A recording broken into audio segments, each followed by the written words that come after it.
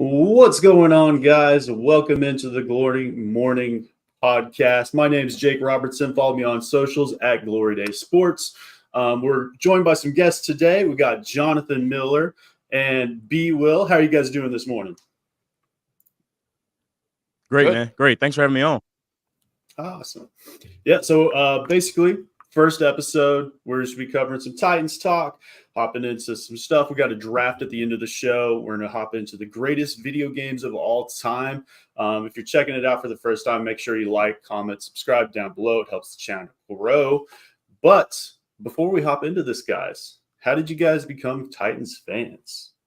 Let's go and start with you, BWill.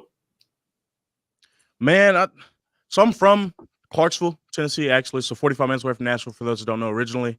And grandparents, family were Titans fans as soon as they came over. That sort of trickled down to me. I'm 28 years old, so didn't get as much of that first Super Bowl, probably for the better. But, ever since then, I remember being a Titans fan. It's just, man, it's been a roller coaster. So that's all I know. And, man, they'll have you on your they have you on your knees, and they'll have you standing up for joy. So that's why we love them, right? I have lost years off my life watching this football team, and it's been the lows to the highs, and now we're kind of back into that lows, and hopefully we're going back into those highs. But yeah, what about you, John? I like it.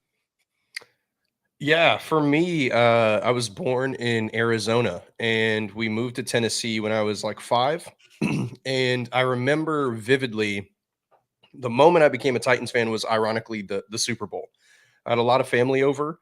And I just remember it being like this spectacle in the living room. I was, I think at the time I was probably like 7, and everybody's getting really loud and proud, and it just kind of got me hooked to the TV. And then after that, I was like, wow, okay, this sport is amazing. And then, probably a couple years later, one of my childhood best friends, his name was Russell. He was a diehard Titans fan. Like, this is a guy who's after every catch is screaming, go, go, go, go, go, go.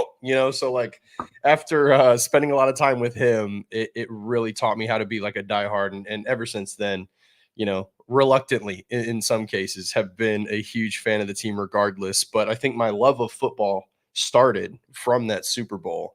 And I, considered myself a holistic fan, right? Like I enjoy watching other players. I like the nerdiness of the game. But yeah, that's kind of what started my fandom. Yeah. Personally, for me, never. I've been to Nashville one time. I grew up. I'm in Tulsa, Oklahoma. My family is from Houston, though, and the Oilers hat, of course. So we grew up Oilers fans, and then when the team moved, half of my family either dropped football entirely or they moved to Dallas. And then when the Texans started up their team, they joined up with them. But my dad, he was like, well, I'm going to follow the team. He's not even a huge football fan. But we became Titans fan by that. And then I was never really super into football at an early age. But I remember when Madden, I believe it's 2099, when Eddie George was on the cover. That was my first introduction. Cover, man. Oh, 100%. Man. And I fell in love. That. Yes, exactly. And that's when I fell in love. And ever since then, I mean, we had a couple more good years after that. And that's when it got down into the dark ages. And that's really what brought me in.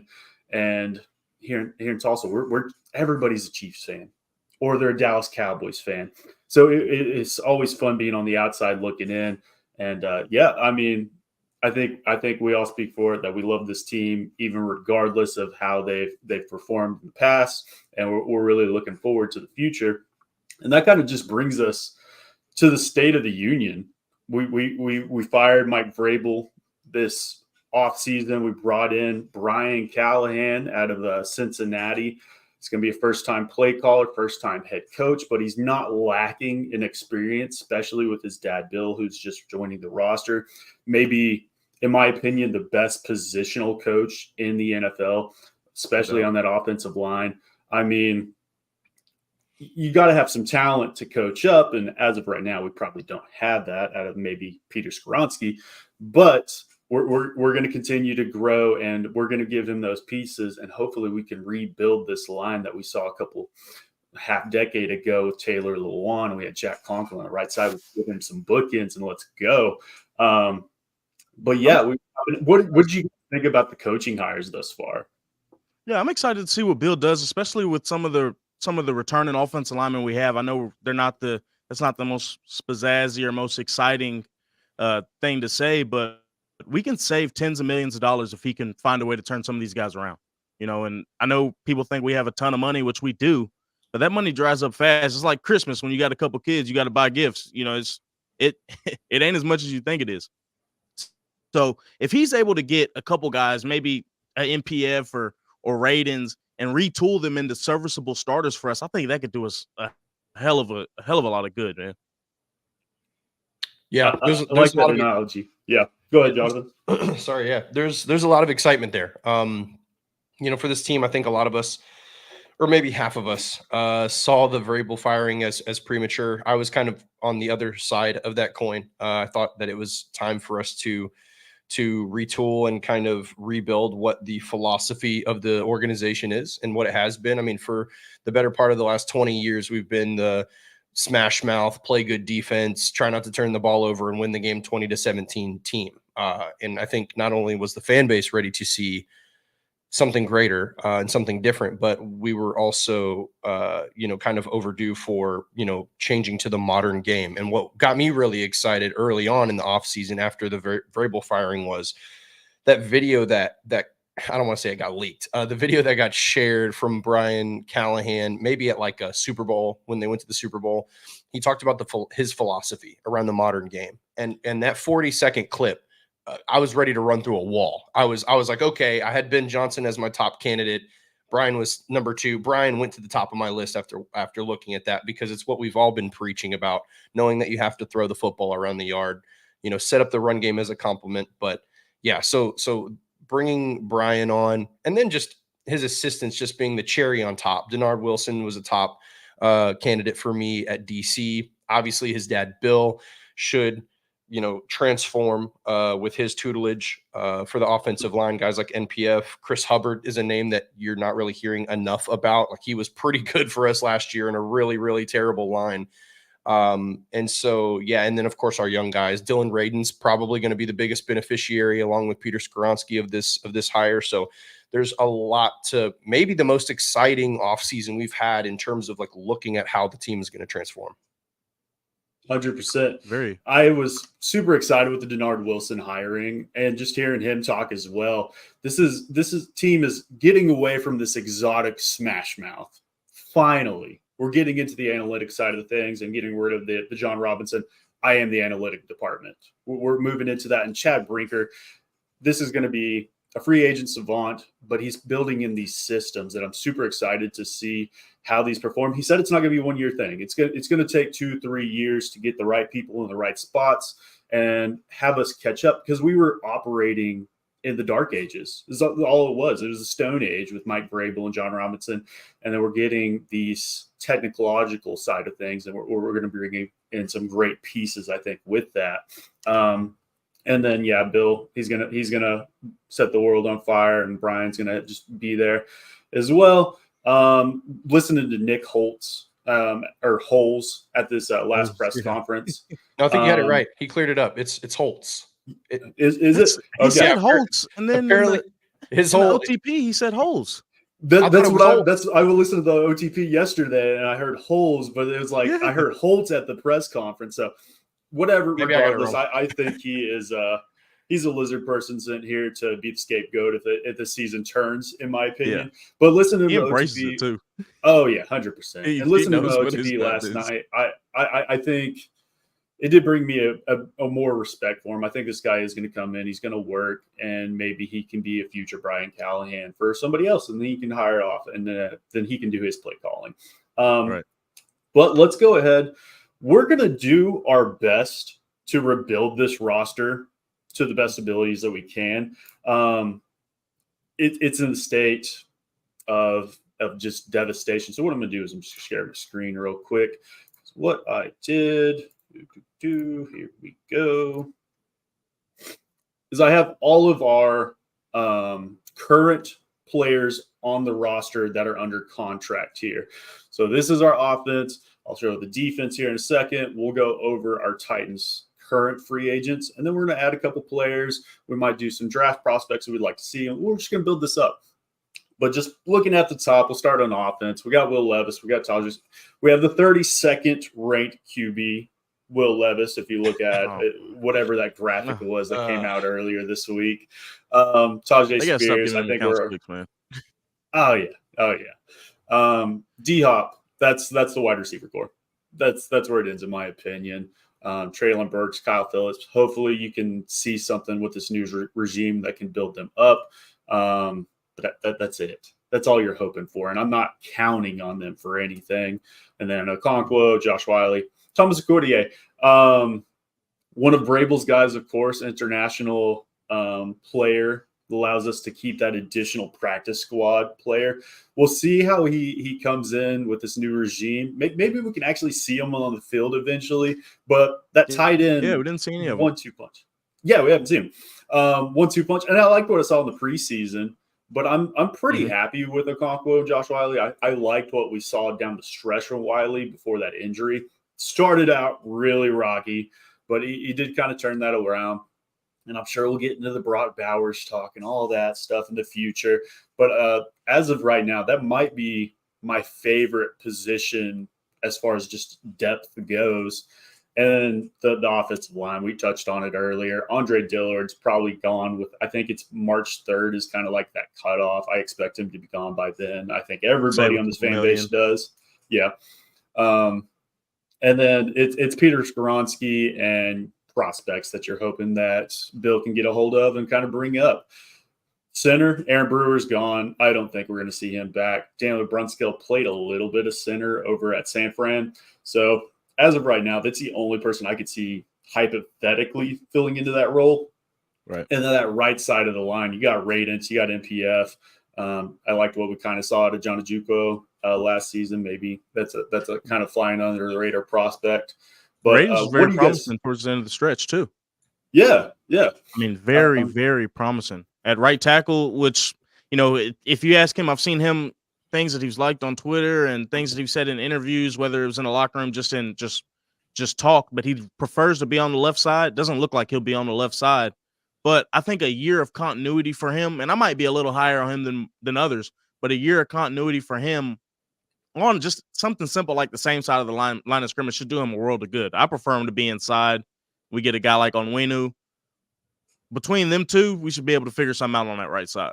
Well, you got to think about this poor guy has been drug across the offensive line almost at all 5 positions, minus center, right? Like he hasn't had, if you talk, quarterbacks get this insane amount of grace when you talk about changing a system. Like their offensive play caller changes, the system changes, they have to learn a whole new system. Well, it works kind of the same for offensive linemen. It's not as drastic, but if you go from right tackle to left tackle, that is a much harder transition than people think, right? Obviously, changing on inside isn't quite as drastic, but still a difference in, kind of how you approach certain assignments. So it is much tougher when you can't sit and kind of learn and have some stability at a position. So I'm with you. I'm a little higher on Dylan Radens than a lot of other people are.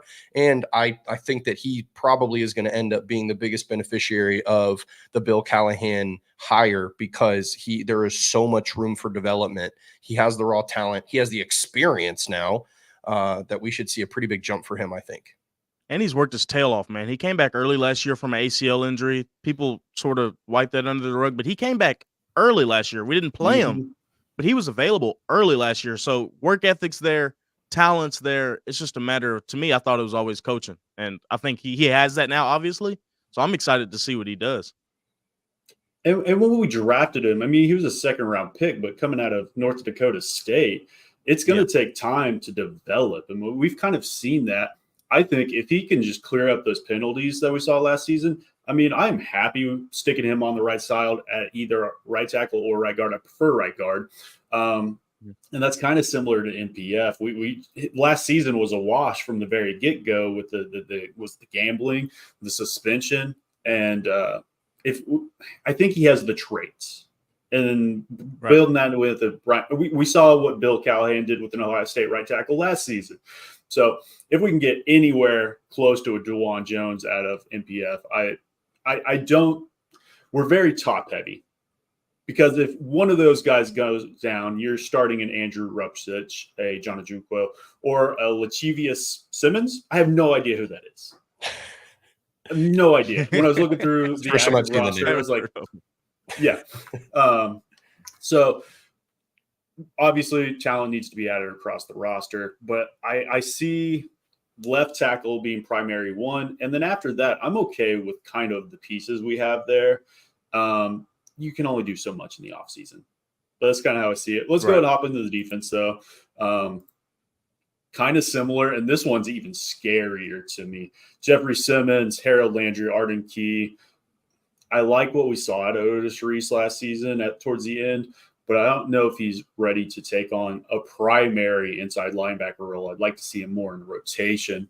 And then Roger McCreary, Monty Hooker. I liked what we saw in Elijah Molden last season at safety. I thought he was actually better than Kevin Byard. And with the Eagles, I think we kind of fleeced him on that. But having to bring in guys like Quentin Bohanna, Luke Gifford, Trey Avery, you could say Caleb Farley could be that second outside corner, but I'm not putting any faith into that. It's similar to the Traylon Burks, or it's even on the lesser side because we've never seen it. Tay Gowan. I mean, this is just a smorgasbord of undrafted free agents, basically. I kind of like the pieces we have on the front seven as far as Key, Landry, Simmons. You got to get a running partner for Simmons, and we saw Pop-Tart exit last season and then just kind of fall apart. You got to bring in somebody to help out with those so we can have these linebackers actually have the lanes to make that tackle. What do you guys think about this so far, though? Man, I think it's really important that we get a one tech, because Bohanna, I don't know too much about him. I don't think he's going to cut it, but that's something that's really flown under the radar because that's such an important position in a lot of schemes of eating up double teams, allowing these linebackers to run free. And with Denard Wilson coming from that McDonald type defense, which is really a derivative of the LeBeau-ish type sim pressure look defense, you need a one tech in there that's sort of durable, that can bring a good pass rush, but also clog up some of those lanes. So that's a position I'm really looking at, is that one tech, and there's some good candidates in the draft for that. Secondary is what most people want to talk about, but that one tech is important. There's a couple of good candidates in free agency also. One in particular that may have come from where Brian Callahan came from. But yeah, I agree. I think, obviously we Jeffrey Simmons needs somebody on the interior that's going to clog up the run game and potentially get some pressure and take some of those double teams off of him. But yeah, holistically looking at the defense, I think that there's actually a lot of potential in the secondary. And one thing that I'm actually really excited about is I'm much higher on Chris Harris as a coach than a lot of people have seemed to be. We got to retain him. This is now the second offseason in a row where he interviewed for defensive coordinator job. So clearly the league holds him in high esteem. And I think he's a great corner coach. So to pair him with Denard Wilson in this case is so huge. So, obviously we can't put there's certain players we just can't put our eggs in that basket and assume that they're going to take the step that we need them to.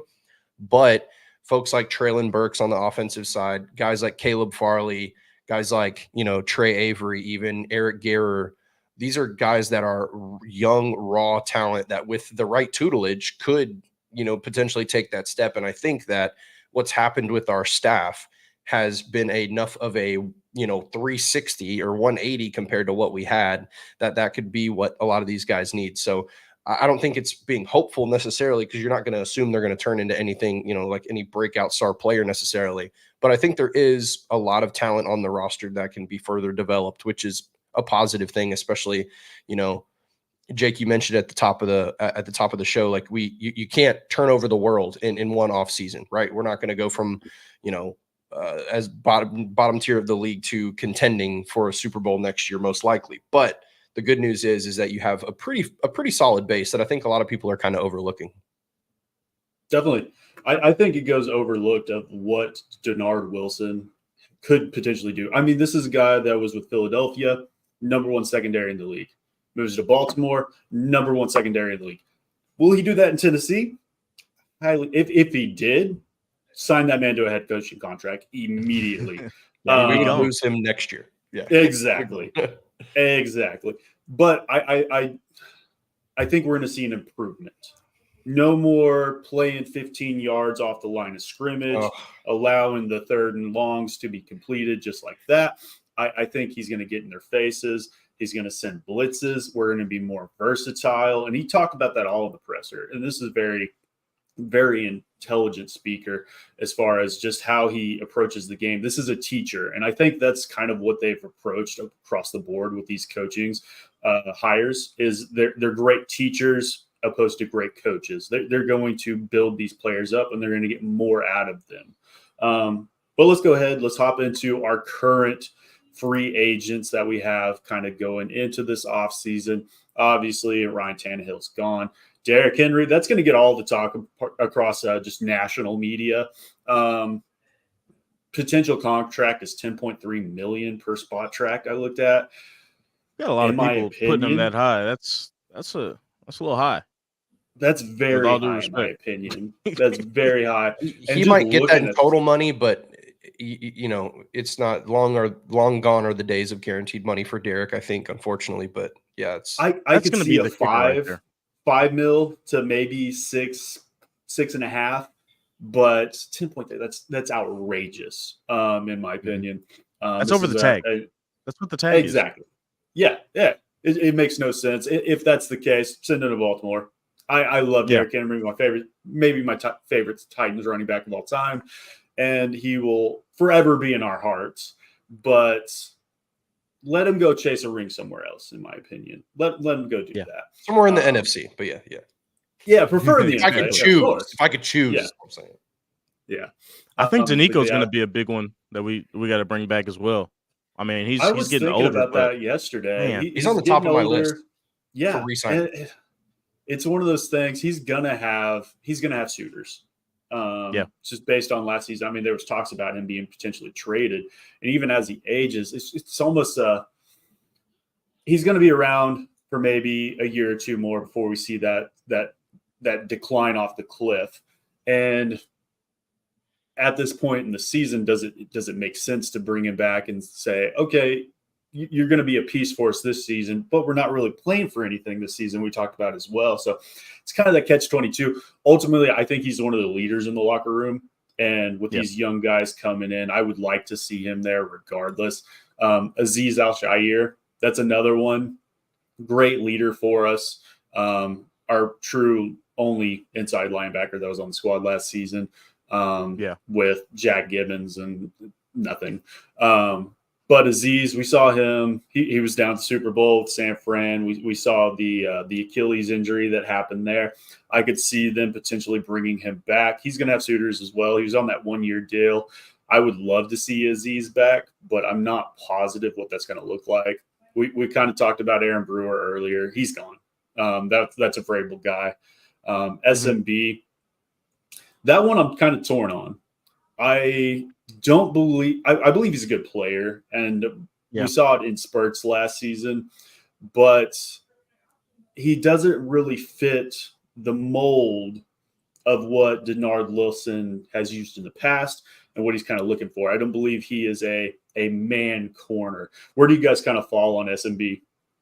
So with SMB, man, to me, it's the predicament that this team roster building wise in the secondary is in is we've got, in my opinion, 3 nickel guys. You got SMB, you've got McCreary, and you've got, and I still feel like Molden is really a nickel corner. And McCreary he's better than all 3 of them, in my opinion. But, you know, SMB really thrived in that Todd Bowles defense in Tampa Bay. He played really well as a nickel corner in that guy where it's sort of similar to what Denard is going to do with a lot of sim pressures, bringing a lot of pressure, putting the corners on the island. But the difference is he's inside versus with us, he's outside. So that's just the thing with him. How well can he do it outside? I know everybody thinks about what's the one of the later home games where he got burnt on a fly route. That's something that people still think about. You know, it's just, I don't know, man. I like him, but it also depends on the price, man. Yeah, that was in Houston. I was in attendance, and I was there, man. I tend to block things like that out of my head. Yeah, don't real bad remember the game. games. Real Yeah, bad game. Sean is. I got a chance to meet Sean when he first got to Nashville, and got a chance to sit down and like talk to him a little bit about the team. And one thing I know is that one of the primary reasons why he came to Tennessee was because he was going to get a chance to play outside. So like obviously, thrived at nickel in Tampa, had a really great playoff stretch the year that they won that Super Bowl. And he was like, I want a chance to play outside. Like, I think that I can do it. So a lot of people, you kind of have to look at the year in context of this was the first year he played outside. Like he was the guy, after the kind of the Christian Fulton, series of unfortunate events, I'll call it. But yeah, I think I'm higher on Sean than a lot of people are. And I think it's because now looking at what I would say, Jake, actually is that he should improve as a outside defender with Denard Wilson's tutelage, right? So like to me, first year, he played pretty well. I think the one knock on his game was that he played a little too aggressive at times. But how do you knock a guy for playing a little too aggressive? Like you need your, cornerback 1, cornerback 2 to be aggressive. You have to play with that violence. So, it got him caught a couple times too many, I would say. And that's probably the biggest knock on his game last year. But overall, I'm a pretty big fan of bringing him back on maybe a 1 or 2 year deal where the money is right. And then maybe look to throw a bag at one of these, top corners if they hit the market. That's kind of where I land on it too. I think he can be an average to above average CB2. That's kind of where I see him. And I mean, we've touched on it like 2 or 3 times already. Denard Wilson is a great coach, and he's going to build up this secondary. And if he can get what we saw was in Tampa Bay, SMB in the playoffs, this could be a great piece. And then we got the duo safeties, the Terrell Edmonds and the Kayvon Wallace, both hit free agency. I liked what we saw out of both of them. They are depth pieces, in my opinion. I wouldn't mind bringing back either of them, one or the other, or even both, in my opinion. Christian Fulton, don't let his dad see this video because he will come at you on Twitter. He's not back. He's not back. Fulton is such a boomer bust type of player. We've seen spurts where he looked like a cornerback 1, but there is far too many where he looks like he should not be on the field at all and getting outplayed by guys like Eric Garrer, undrafted free agent. We've seen it a lot of times. It's just inconsistency more than anything. Now the most important position on the field, the long snapper, Morgan Cox. Obviously, we have to bring him back. All Gotta pro. bring him back. Throw him the bag. Yeah, this Tennessee special guy. teams. Exactly. This special teams unit. We have Nick Folk, who's also on this list. Wouldn't mind bringing him back. I like what we saw. He doesn't have that 50 plus. It makes you worry every time he's out there, but he's consistent. Liked what we saw, and we got him for what, a 7th round pick or something like that last season. I'm super content, not happy, content with that.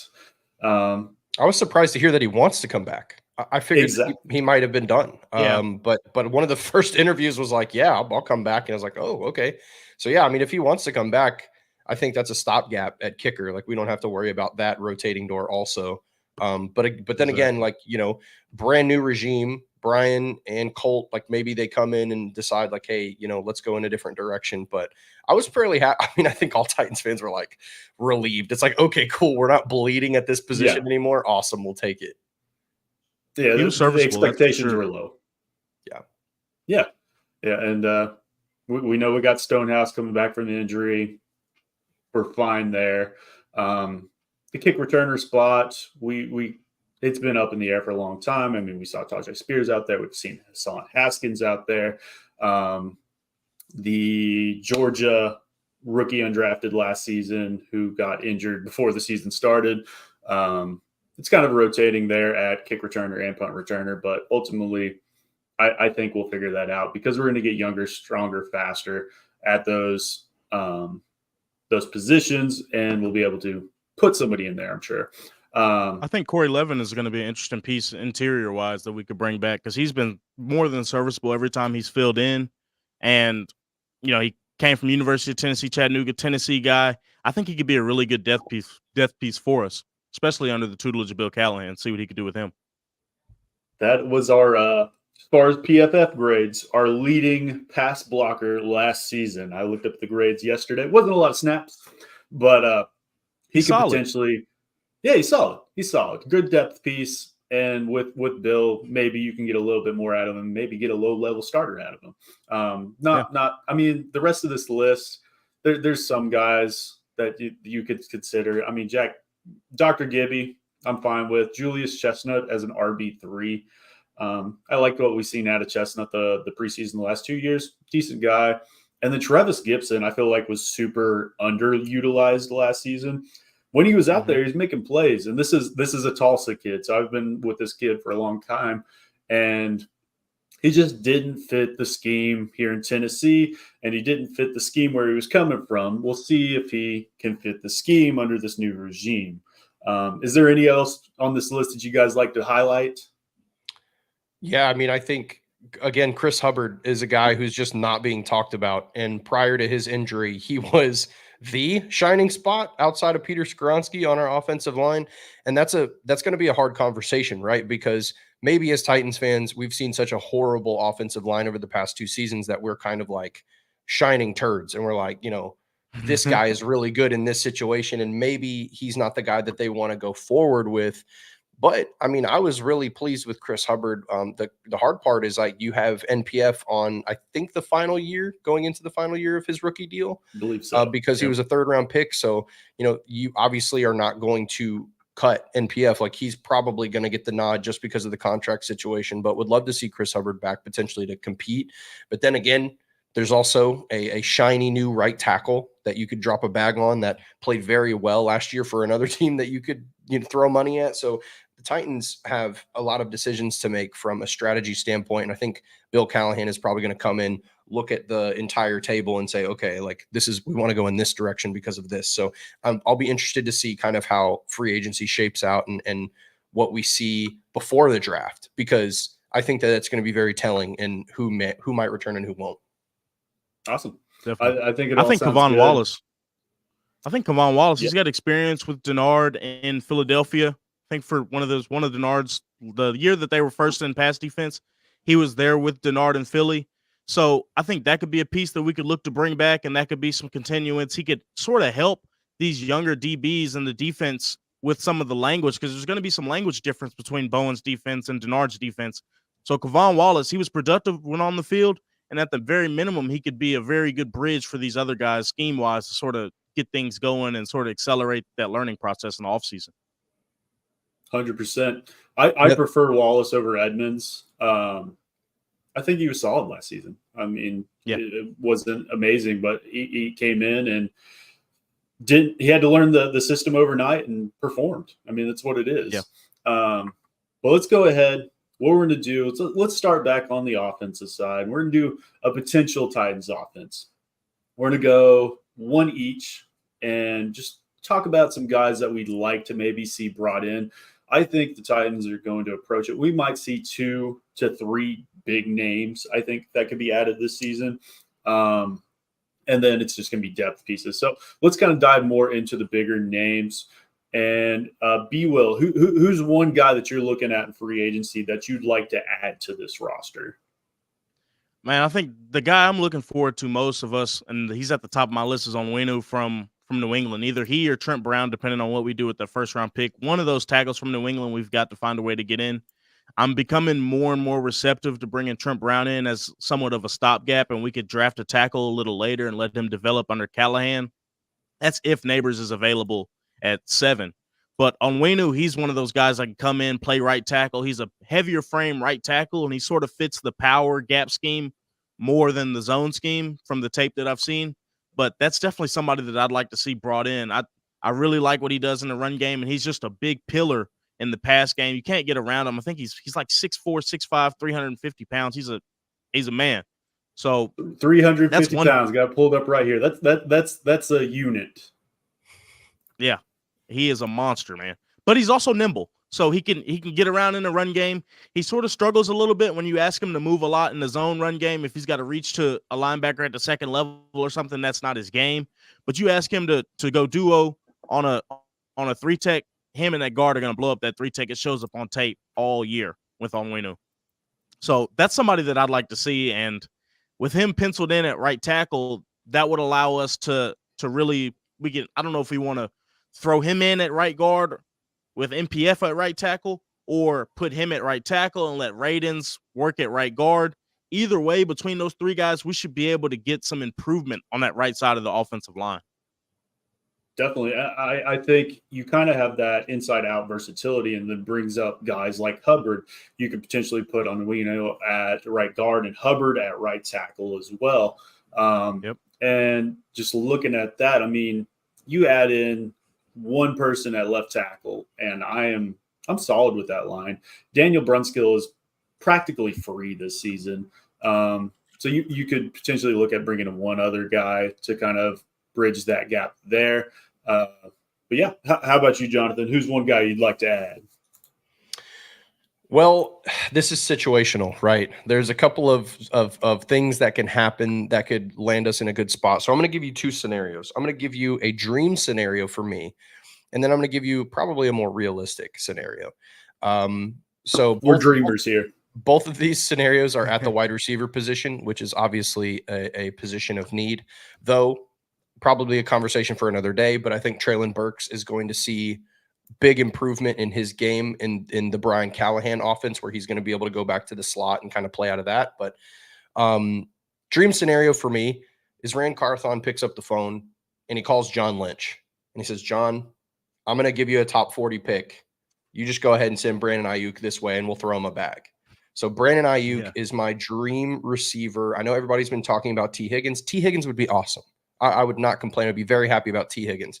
Just a little worried about the injuries on T's side. But Brandon Ayuk played like an absolute stud, top 10, top 5 receiver really this year in very many ways.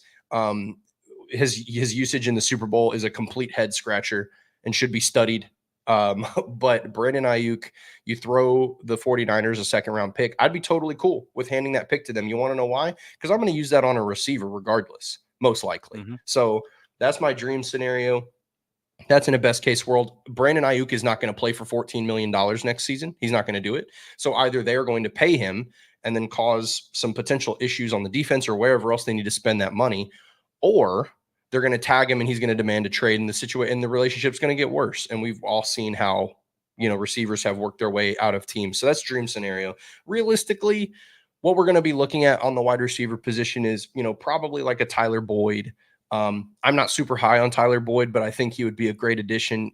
He's clearly shown a lot of promise inside of the Brian Callahan offense, Zach Taylor offense. So I'd like to see someone from him.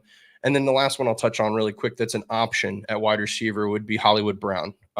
Everyone, the fan base seems to be really high on this addition. I think he would be great. I think he's a lot better than what a lot of people are giving him credit for. He's kind of resurged and almost like reemerged in his career in Arizona prior to his injury. But for me, the deal breaker is at around 14, close to $15 million a year for Hollywood is a little rich potentially for this team. And I don't think he's signing for 2 or 3 years. He's probably looking for a 4-year, $16 million deal or something like that. So if the money is right for Hollywood, he would be an awesome addition. The most realistic option is probably going to end up being Tyler Boyd for a very affordable deal. And then the dream scenario is Brandon Ayuk. If we can snag him, would be amazing. I'll take the blame on the Hollywood hype. As an Oklahoma fan, I kind of put that post out earlier this week. I do like Hollywood, and I'd like to see him there in Nashville. It's probably not going to happen, especially with the way that Brian has talked about the wide receiver he likes to look at as far as bigger, stronger, faster, the more T. Higgins, Brandon Ayuk-esque role. You could argue Ran Carthon was in love with Zay Flowers, which was reported last season. Hollywood kind of fits that mold for me. He's more slight, but the same kind of idea. Tyler Boyd makes a lot of sense for me to bring in.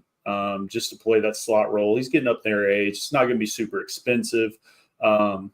But similar to kind of how we talked about Kayvon Wallace on the other end, he's going to help bridge that gap as far as how they can talk about with the plays and stuff. I'll give one. Yeah, go ahead. I was going to say, sorry, I just wanted to add one piece to this, which is critical, right?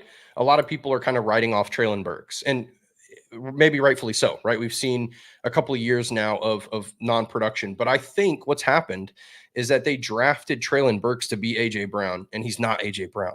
Like, he is not your outside stretch the field guy. He's had some successful plays in that regard, but that's not his game. Like, the success that he had at the collegiate level, which was significant success, by the way, what happened out of the slot, like out of the backfield, like using him as kind of like a gadget guy and letting his size and speed kind of win in matchups. And I think that in a Brian Callahan offense, he's going to be able to look at this guy and go, okay, let's take advantage of who this guy is and what he does well, and let's put him in that position. The Mike Vrabel and the play callers for the past 2 seasons did not do that.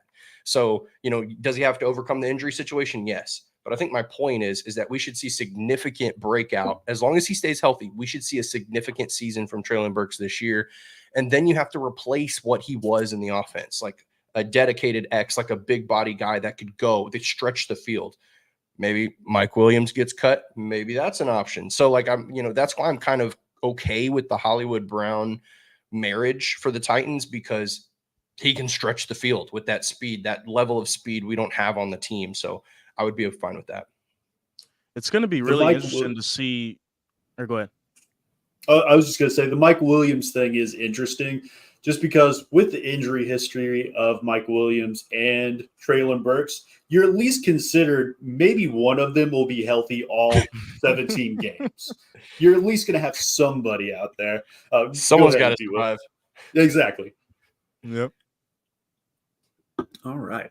I got one that I'll throw in here. I talked about Daniel Brunskill. He can play center if needed, but there is a guy over there in Las Vegas that I'd really like to add.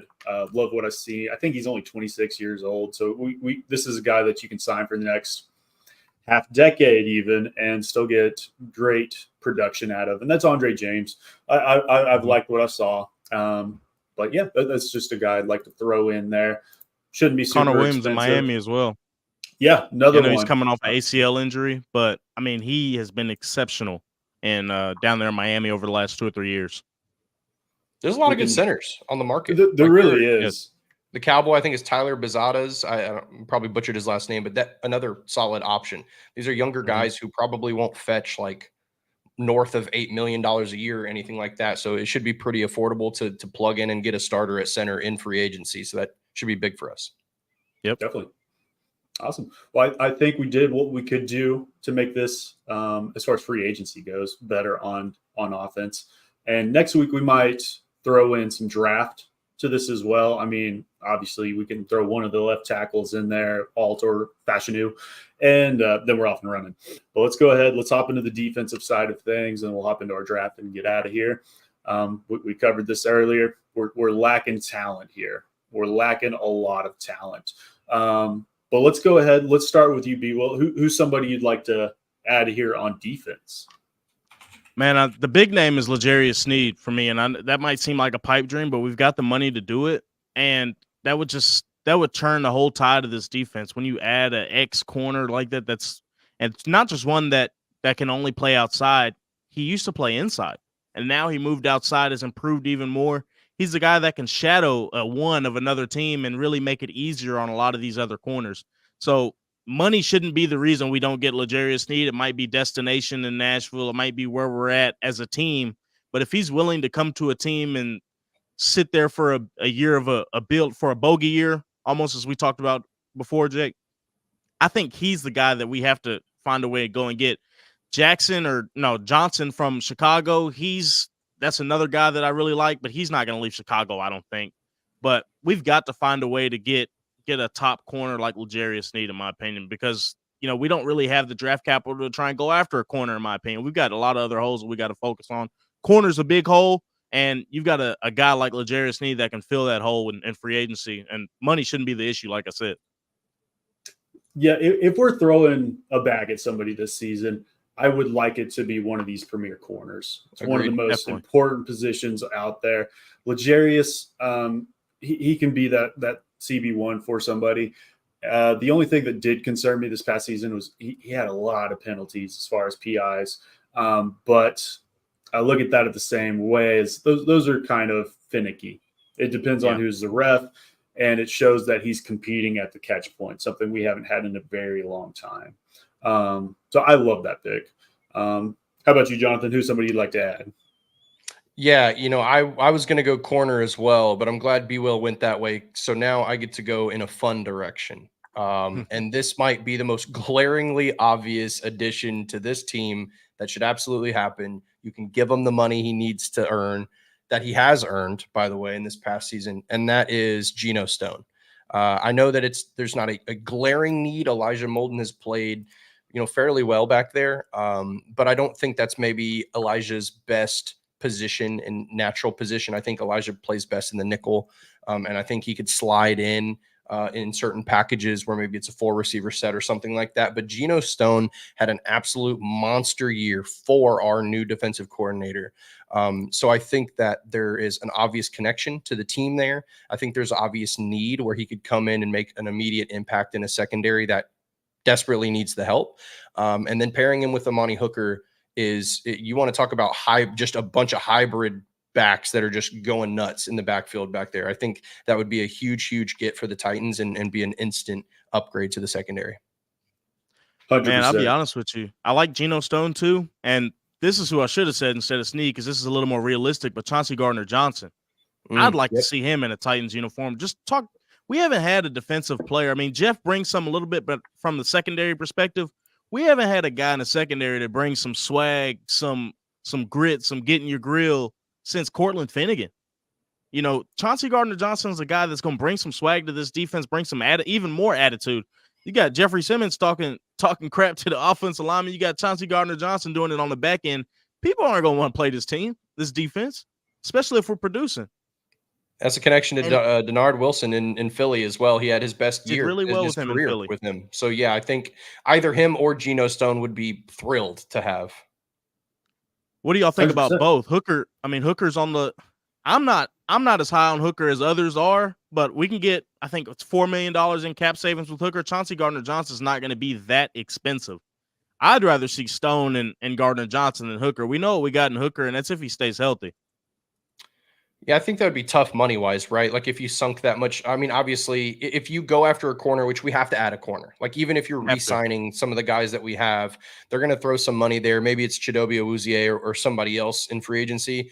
So I'm not sure that they would add 3 starters in the secondary and sink all that money into that position group. But I think we're definitely going to see 2 of the 3 for sure. And I think it'll just be a matter of like, maybe it's a negotiation piece. Maybe it's hey, would you want to come here and build something with us? Because that's what it's going to take. But I think Denard Wilson is the guy. That's why I know everyone is high on Denard, but I don't think I can stress enough how big of a hire Denard Wilson was, because it's going to elevate our defense and our secondary in a huge way. So maybe 2 of the 3 make sense there. Yeah. I wouldn't be mad, though. No, I wouldn't be mad if we did, but yeah. No, I'd be jumping for joy. But yeah. I'll go ahead and add 2 here, and this is one of them I haven't seen posted yet. I mean, we've seen the Denard Wilson connection, and we've seen it a few times now. That Patrick Queen, that's going to be the inside linebacker that everybody's shooting for. In my opinion, I don't like shelling out big money to a position that doesn't make a huge difference from a average to high-end player. I would love to see him in a Titans uniform, take somebody away from Baltimore. That's awesome. We'll always love that. But somebody I see maybe a little bit more realistic is going to be Isaiah Simmons, former first-round pick, kind of that inside linebacker safety hybrid coming out. We've seen him kind of make that full conversion, hyper athletic. I think this is a more athletic version of Azeez that we saw last season.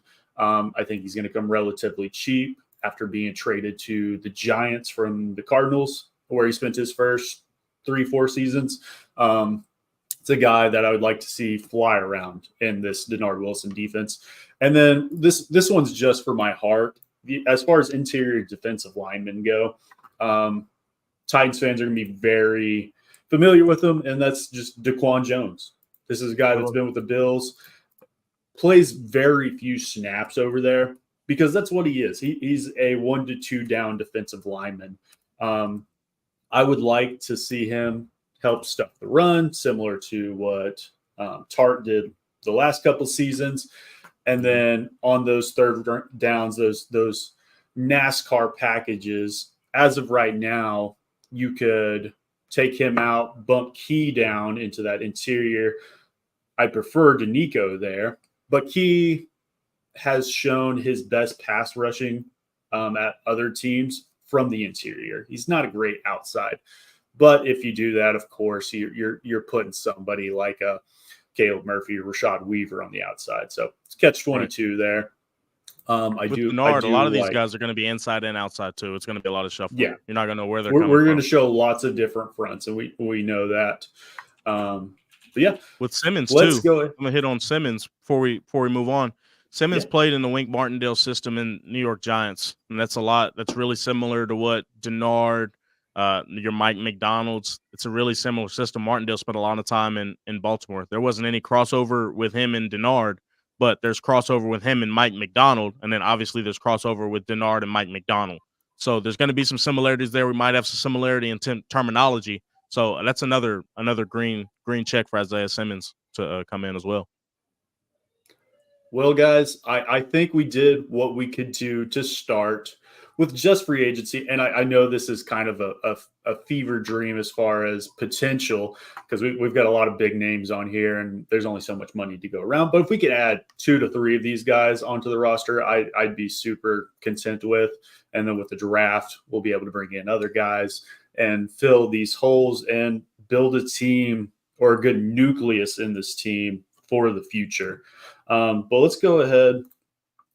Let's hop into our sponsor, Functional Medical Institute, fmidr.com/webinar. Functional Medical Institute, largest functional medical practice in the world at this point in time, a little over 10,000 active patients all over the world, multiple countries, all 50 states, specializing in blood work, DNA testing, genetics testing, hormones, peptides, supplementation, nutritional guidance.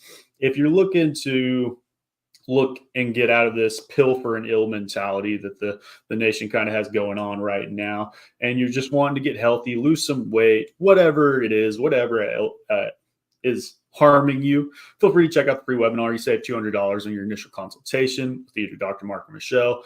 And but let's go ahead, guys. Before we wrap up today, we got a little draft going on. And thanks for everybody that's tuning in. I've seen us get up to 10, 11 viewers today. This is the first episode ever. So with that many people checking out, make sure you subscribe, make sure you comment. We'll be doing this every Thursday morning, 7 a.m. Central Time. So definitely tune in. We'll be posting on all major podcast platforms here soon as well. But we got a draft going on. We got 4 rounds, greatest video games of all time. And I'm going to stop sharing my screen. But we're going to hop into this and we're going to get out of here. But we're going to go snake draft style. Each guy gets four picks. And then at the end of this, we'll kind of compare, we'll go over notes, and then we'll get out of here. But how about Jonathan? Would you like to kick us off with the 101? Then we'll go BWill, me, and then I'll go back to back, and we'll go reverse order. But yeah, Jonathan, you want to kick us off? God, that is immense pressure. The 101 in greatest video games of all time. Jesus. Oh my God. Okay. Okay, so I think that the world of video games is an art form, and so many people enjoy so many different types of video games, all the different genres. It's kind of like saying, like, what's your favorite movie and stuff like that, right? It's all, subjective. So what I would say is, for me, if I'm picking the 101 best video game of all time, then I have to, a part of me wants to take a game that I'm close to, which is like the Halo franchise. So I'd be like leaning Halo 2 or something like that, but I'm not going to do that. I'm going to try to keep it holistic, right, for everyone. And I think with the 101, I would have to go, I'd probably have to go Super Mario 64. It's on 'Cause my that list. game It's high on my list. that game was ahead of its time by many, many, many years. I mean, the replay value, people, after 25 years, people are doing all kinds of crazy stuff like speed runs, and it's just so deep. You could sink so many hours into it, and the mechanics of the game is so deep that it's like, man, I can't believe this game was released on the Nintendo 64. It's just so good. So a lot of games could have gone into that spot, but I think I have to put Mario 64 there. When I think nostalgia, that is literally the first game that comes to mind. Yeah, Remember hopping on the 64, eating my Cheerios and drinking my chocolate milk and playing for hours on end. And it's one of those things I feel like you'd even come back to that, hopping through the paintings backwards or getting into the secret level where you get the hat and you can fly. I mean, it's just a great game overall. Like the Easter eggs built into that game too. At that point, it's just like crazy. You could try to recreate that game today, and they would mess it up. You know what I'm saying? So like the team, shout out to the team who created that game, is phenomenal. And just the graphics in general for that time frame, it's something that still holds up today. I mean, it's such a good, well put together game. Most but all right, BWill, 102. Where are we going? Man, I know this is going to seem sort of basic, but this game is near and dear to my heart. Being born in the mid 90s, really coming of age as a teenager when this game come out, I've got to go with Call of Duty 4 Modern Warfare, man. I mean, that's just one of my absolute favorite Call of Duty games. It's really tapered off since then, but man, just logging the hours, and not even hours, the days and weeks playing that game. It was sort of ahead of its time with the graphics wise, but just the gameplay in itself, the campaign mode was exceptional. Man, I've lost way too much time on Call of Duty 4 Modern Warfare, man. You had to get those prestiges up. You got to get 10. The prestiges, oh my gosh, man. Classic. Yeah, 100% classic. And it really started that online community with that. And there's a couple other ones I'm sure we'll get into later, but that was one of the OGs. And it really just brought together those abilities to kind of switch up your guns and have strategy behind it. Most toxic lobbies you'd ever seen. And that was the best part. Oh, that was the best part. Yeah. Yeah. People still talk about about it online, those lobbies on there. All right. Mine, I got back-to-back picks here, and that makes it real hard. Because there's two that I look at that are you can trade out of the pick if you need to. I got to take a pick because my 101, my 102, and my 103 are still on the board. But the first one's pretty easy for me. It's GTA 5. Just the replayability of it's been out forever now. We know they're working on the 6, but it's so far ahead of its time. We've seen this open map layout now, and that's kind of what started it as far as how big it can really get. It's just as close to a perfect game, in my opinion, that it can be. But then rounding it out, this isn't my 102. I'm going to go to the 103 just so I can kind of take this whole side of things. And I'm going to go Red Dead Redemption 2. Oh, yeah. And just kind of pair those two together. Same developer. And it just kind of took it to the next level. Everybody loves Westerns. So you just can't beat those games. They're just so awesome, in my opinion. So I got GTA 5 and Red Dead Redemption 2. And then Red Dead 2 is so cinematic for 2018. Oh, yeah. I mean, they did an exceptional job with that game, and it's still a really good game. You can still pick it up and sink hours and days into it. And I was a super big fan of Red Dead 1. I think that was on PlayStation or maybe it's PlayStation 2. I don't remember. But it brought it even to the next level, and I love that game. But yeah, we're going back to you, BWill. We started out with Call of Duty Modern Warfare 2. Where are we going with our second pick? Man, for me, this goes back to just replayability. And also, for me, there's an art to having a game this good that's lasted this long be as accessible as it is as well. And I've got to go with Tetris, man. I mean, Tetris, just how much you can play it.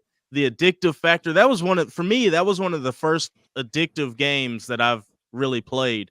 And now it's got taken to a whole nother level with, Fortnite and all that. But Tetris, man, I mean, just the simplicity of it, but also the accessibility of it all mixed in together, and to where everybody can pick up Tetris and be able to play it. You don't have to read a manual. You don't have to look up YouTube videos to play it. It's simple, but it's also so complicated at the same time, man. Or you can play it on your calculator in school. Like, come on. Yes. You want to talk about utility. Yes. I can't remember what it's called, but there's I wouldn't even say it's a disease, but there's a mental thing that goes on. If you play it for so long, you start seeing Tetris in real life and how things stack up together. I don't remember what it's called, but it's something. I mean, that kind of goes OG with Pong and all those other ones. It's been Snake. It's been around for a very long time, but you can pick up a phone today. Exactly. The greatness of it, man. It's so simple, but anybody can get behind it. Awesome. Well, we got Call of Duty and Tetris. I would say those are about as polar opposite as you can get. They are. So you're covering the board. Jonathan, we got the 203. We got Super Mario 64. We're going with the third pick in the second round. This one's kind of tough because there's quite a few games that deserve this spot, but I think I'm leaning towards a classic multiplayer game, the first of its kind when it comes to everybody just playing on the same screen, being super competitive, super dynamic game. And I'm going to go with Super Smash Brothers Melee. Now, you could go with Super Smash Brothers for the Nintendo 64 because that was really the first, but Melee really redefined what that is. And Melee is one of the biggest esports in the world to this day. Like, literally just surviving multiple decades and still being such a powerful game, a uniter of many different cultures. People that love FPS, but people that love like random strategy games can all also enjoy it. Like, it's just got so much, utility to me. And from a competitive standpoint, like, it can get as hyper competitive as competing for $20,000 on the biggest stage. And also, like, you and your buddies sitting on the couch, like, bumping each other, having a good time. So Super Smash Brothers Melee is my second pick. Super Smash Bros. It covers so many genres, and how big they've made this roster now. You're bringing in everybody. I was super big fan of the original, and I think I still actually have it. I still have a Nintendo 64 at the house where me and the wife will pull it out once or twice a year, and we'll get it. She's getting Star Foxed. She's getting Super Mario. But when you'd stand on the edge of the map and just shoot the lightning bolts with Pikachu, spam it. Yeah, man. Classic. Throwing the link bombs. Oh, 100%. I'll pull out all the stops. Let the wife win once or twice, Jake, man. Come on, man. Hey, she cooks me, and was it Super Mario Party? We got all of those as well. She destroys me. I don't even understand it.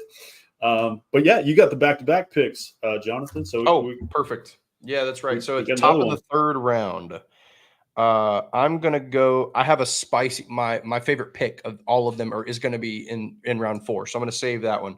At the top of the third round, I need to say Halo 2. I need to. It's in my DNA. Yeah, I have to say it, but I want to say something else. You know what? That's fine. I'll make the decision in round 4. You're right. It's got to be Halo 2. Halo 2 has to go here. At the start of the third round is an absolute steal of value.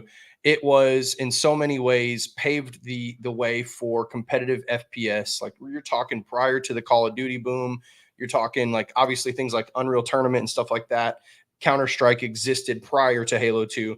But when you talk about like the console FPS takeover, Halo 2 started it all. And you could argue Halo 1 as well, but Halo 2 is when it boomed and became super popular. The game is timeless. The functionality, everything about it was so crisp. The maps were great.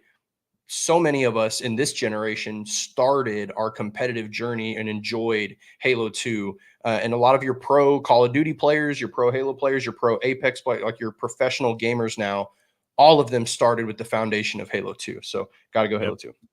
When you were talking about that third round pick, when you went Super Smash Bros., you started talking about this multiplayer game. It's kind of the OG, and we're going into it.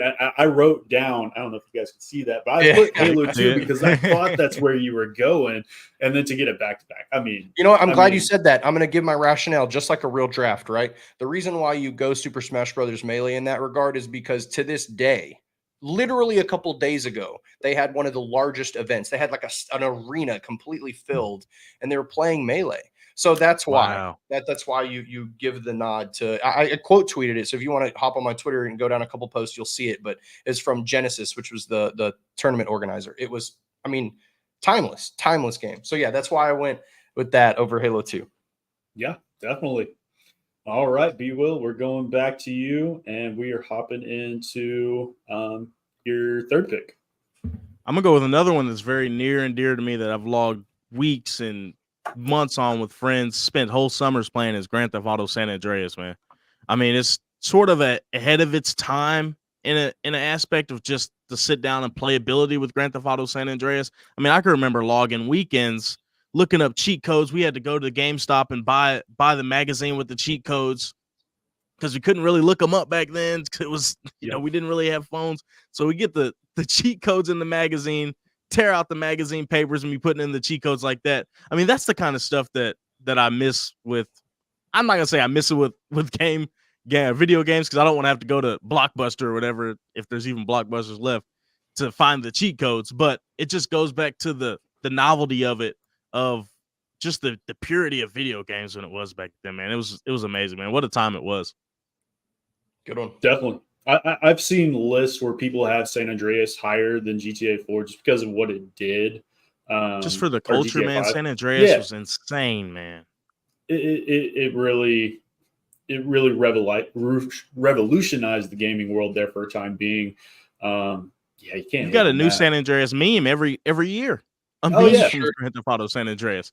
So it's just nuts, man. It was big. It was like one of the first games that highlighted a black main character and made it like cool in that instance, right? Like that was like a really big deal for, like I kind of grew up in, areas where I was like one of the only white kids, and I knew like, it was really important. Like it got talked about a lot. Like parents got excited about that prospect because it's like, oh, okay, cool. Like this is me. You know what I'm saying? Like the representation matters in gaming, especially at that time, because gaming was looked at as like a waste of time. Like, oh, you need to go outside and play and not sit in. And like, that was a big part of the movement. And it also helped that the game, like from Vice City to San Andreas, like so many new features and so many new like aspects of what you could do within an open world happened for San Andreas. And that made it so amazing. So yeah, that's a good one. Radio Los Santos as well. I mean, huge. Come on. Bangers. Yep. Come on. Bangers. Yep. All right. Well, I got the back-to-backs to finish up here. And I got a lot of things on my board, but the first one's pretty easy for me, and we're just going back to that nostalgia pick, and that's GoldenEye 007. We're going back to the Nintendo 64. Kind of surprised it's still on the board here. Best value of the draft. Super big value. I think it speaks for itself. If you got started in the gaming community during that 64 time, I mean, everybody played GoldenEye. You can get the top hat with Odd Job, throw that around the map. You can get the golden gun. I mean, it's just such a good game. The music can't be understated also, like the theme. Oh, 100%. Oh, that's important for games, man. Banger. The music is very, very important. All right. And then for the last pick, I could go a bunch of different directions. But I'm going to go with Pokemon Yellow. That was going to be my pick in the third Was it really? Yeah. I didn't think that was going to be on anybody's board. Nice. But yeah, we're getting into the handhelds. And I think we all probably started on red, green, or blue. And you had to make that hard decision. Are you going Pokemon? Are you going Charmander, Squirtle, or Bulbasaur? Yellow, you got Pikachu. And if you were a fan of the show, that meant so much. I remember having the yellow Game Boy with Pikachu on it. It actually got stolen in school. But that ultimately, I think, is a separate genre that we don't see on this list yet. And I think it really does lead the top of that genre. But all right. BWill to finish it up with the 402. Where are we going? And for me, I'm gonna have to go back to the Call of Duty franchise because that's something I've just played and played and played. And I'll have to go with the OG Modern Warfare, man. I think that might have been the first Call of Duty, if I'm not mistaken, with titles and emblems and just the customizability that you could have had. They really revamped some of the loadouts and stuff. And looking back at some of the titles and emblems from that time, guns were able to be gold at that time. So I mean, just that really ushered us into this new age of customizability. That's a big word. That's way too big of a word this early in the morning. But such an exceptional game and really led us into this new generation of where we're at now with Call of Duty. You can have 25 attachments on a gun. It sort of, for me, it started at Modern Warfare, and they've sort of got out of control with it now. But that's like the roots of it almost. You could argue maybe some of the best competitive maps of any Call of Duty. Like that was a really, really good one. Like obviously Black Ops. And then when you were going from Black Ops to Modern Warfare, like it was just like, it was so good. Now it's not quite the same, but classic. All right. Yeah. I mean, Call of Duty. We got those out there. Jonathan, last pick of the draft. Lots of pressure. Where are we going with the last pick? Mr. Irrelevant. I am so excited that this is the pick. I'm even more excited that I now don't have to pick between Pokemon Yellow and this pick because that's what I was going to have to do. This pick is exciting. It's a classic. It's something that maybe not a lot of people have gotten a chance to play, but as an elder millennial, this was one of my favorite games on the Nintendo 64. And as far as mini games went, no game was better. So with the last pick in this draft in the 4th round, Mr. Irrelevant is going to be Diddy Kong Racing. Oh man. Diddy Kong Racing. This, I'll never forget, like the mini game, when it came to like setting the standard for mini games, like you had the racing aspect of it, which was just like Mario Kart. But then you also had, like you could fly an airplane and steal eggs from your opponent's, nests and stuff. And it was just a blast. So yeah, got to go with Diddy Kong Racing to close it out. Exceptional pick, man. We covered the majority of games that I had listed. I had 14 on mine. For me personally, some games that just did make the cut. Great undrafted free agents out there. I had NCAA football 14, last of its kind. Obviously, we're getting the new one coming out this year, or not this year, but probably next year. Robinson on the cover. Yeah. I mean, it ended an era, and I remember playing that game 2 or 3 years afterwards, just because it was the last. Diablo 2 was one for mine. I loved that playing growing up, and then the SOCOMs. If you guys ever played the SOCOMs growing up, 2, 3. I think it was that third person shooter, but kind of started that revolutionizing and hopping into Call of Duty from there. That was kind of my OG as far as that goes. You could say Fortnite, Minecraft, and we might get some hate in the comments for not picking something like that. It's so popular now. It's just not my cup of tea. They're appreciated. They're appreciated. They're fine. They're good. Yeah. We're above that age, I believe, as far as going back into that. Well, it's just tough. Like when we talk about video games, is everything. Exactly. I want to go to NFL 2K. I think 5, the one with Terrell Owens on the cover. One of the last 2K game or the last NFL 2K game they made. They had the first person mode. The what they call it, the franchise mode, was exceptional, man. That's a wild card. I wish I could have said, but I couldn't put it over the ones I had. I think for me, some honorable mentions. Donkey Kong Country for the original Nintendo. I mean, that one is a classic. And then of course, like some new age stuff, like you mentioned, Fortnite is paving the way for gaming right now and breaking barriers. So, I mean, that's worth mentioning, but, The Legend of Zelda, the original, as well as Breath of the Wild for the Nintendo Switch. That one in time, all of those are bangers. Yeah. Like top of the list for a lot of those. So yeah, a couple honorable mentions. I think we covered it, guys. These are the 12 best games ever, and I don't think there's any debates. And I'm sure nobody will disagree with us. But I think we covered a lot today, guys. Before we close it out, do we have anybody in the chat? I noticed we had a couple questions that we didn't get to address. One was just NWI question mark. So NWI question mark exclamation point. I think that's when we were talking about free agents. And I think we did talk about it briefly. This is a Mike Vrabel guy, had the injury at the end of the season. I don't see him being back personally. I don't see what he brings to the offense. If he comes back, what does he bring? To be honest, he's a great blocker. Great blocker on the outside, and that he's cheap. That's about exactly. Yeah. I mean, he definitely developed as a receiver. I mean, he made some big plays. But I think that you guys hit the nail on the head. I think it's just there's going to be a lot of reform that needs to happen in that room. And in some cases, they won't be able to do that with guys like Traylon Burks, Kyle Phillips, who are still on their rookie deals. So there's only so much room. And I'm pretty sure Brian's going to want to fill in his, fill in that room with some of his own guys. I'm going to miss calling him wide receiver 1 after every catch, though. I'll say that. The only other one that we had come through, we should sign SMB. I think we did touch on that. We touched on the pros and cons of that. I agree. We should. Yep. Yeah, I definitely agree with that. But remember to guys, like, comment, subscribe. We'll see you guys next week. We'll be posting some on socials as far as how the draft went. We'll be posting some clips throughout the week. But we'll talk to you guys later. We love you, mean it. See ya. Thank you.